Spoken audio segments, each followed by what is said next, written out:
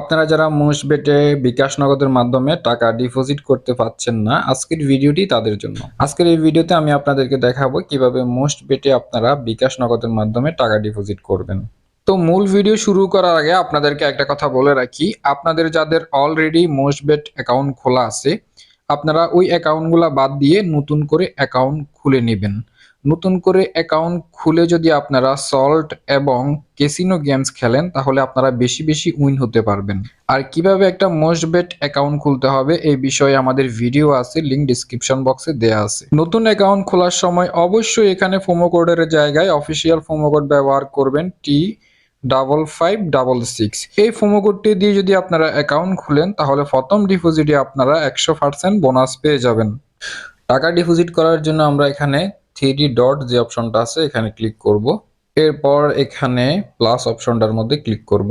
তো এখানে বিকাশের অপশন দুইটা, নগদের অপশন দুইটা। একটা হচ্ছে নগদ আর একটা হচ্ছে নগদ অটো বিকাশ, আরেকটা হচ্ছে বিকাশ অটো। তো অটোর মধ্যে আপনারা ক্লিক না করে যেটা নগদ আর বিকাশ, শুধুমাত্র নগদ আর বিকাশ, সেই দুইটা অপশনে ক্লিক করবেন, ঠিক আছে? এগুলাতে অটোগুলাতে করতে পারেন, এগুলাতে হচ্ছে পেমেন্টের মাধ্যমে টাকা ডিপোজিট করা লাগে। আর নগদ বিকাশ শুধুমাত্র যে দুইটা আছে, এগুলা দিয়ে আপনারা ক্যাশ আউটের মাধ্যমে ডিপোজিট করতে পারবেন। তো আমি ক্যাশ আউটের মাধ্যমে ডিপোজিট করব, সেই জন্য হচ্ছে আমি শুধুমাত্র নগদ যেটা সেটার মধ্যে ক্লিক করব। এখানে সর্বনিম্ন 400 টাকা এবং সর্বোচ্চ 25,000 টাকা আপনারা প্রতি ট্রানজাকশনে ডিপোজিট করতে পারবেন। আমি হচ্ছে 400 টাকা ডিপোজিট করব। তো এখানে হচ্ছে অ্যামাউন্টটা দিয়ে দিবেন আপনারা। এখানে হয়তোবা 1000 লেখা থাকতে পারে, সেটাকে আপনারা কেটে দিয়ে যত পরিমাণ টাকা ডিপোজিট করবেন সেই অ্যামাউন্টটা লিখে দিবেন। তো আমি হচ্ছে 400 টাকা লিখে দিলাম। এরপর ডিপোজিট অপশনটার মধ্যে ক্লিক করব। এরপর এখানে আমরা তাদের একটা এজেন্ট নাম্বার দেখতে পারবো, এই এজেন্ট নাম্বারটি কপি করব। তো এখানে এক এক সময় এক এক এজেন্ট নাম্বার দেয়া থাকে। আপনারা যখন ডিপোজিট করতে যাবেন, যে এজেন্ট নাম্বারটা দেয়া থাকবে সেই এজেন্ট নাম্বারটি আপনারা কপি করবেন। এই কপি অপশনটার মধ্যে ক্লিক করবেন। কপি হয়ে গেল। এখন আমরা চলে যাব নগদ অ্যাপসে তাদেরকে টাকা ক্যাশ আউট করার জন্য। আমরা নগদের ক্যাশ আউটে এসে এখানে চেপে ধরে নাম্বারটি পেস্ট করে দেব।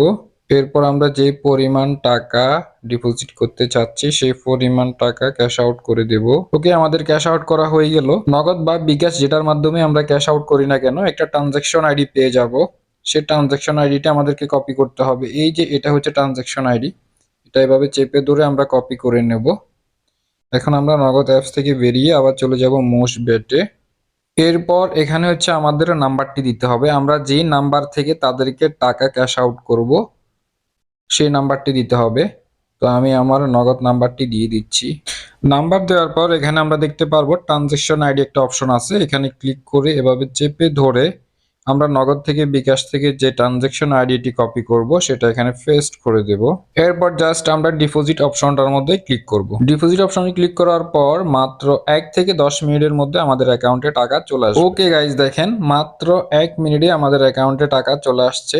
আমার অ্যাকাউন্টে 409 টাকা আছে, এখন দেখতে পাচ্ছেন। এখন আমরা এখানে যে কোনো গেমস খেলতে পারবো, ক্রিকেট খেলা, ফুটবল খেলা বাজি ধরতে পারবো।